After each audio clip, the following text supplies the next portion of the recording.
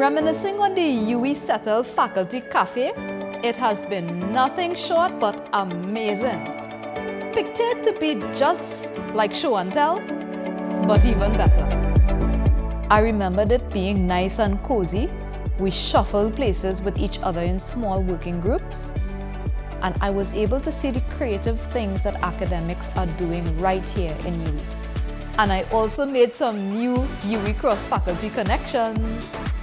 Fast Track to 2025, I will be presenting on the Wheel of Questions. It is a really cool tool that I use in my classes that promotes student engagement. It is fun, easy to use, and it is also an inclusive strategy that allows students to be part of the assessment development process.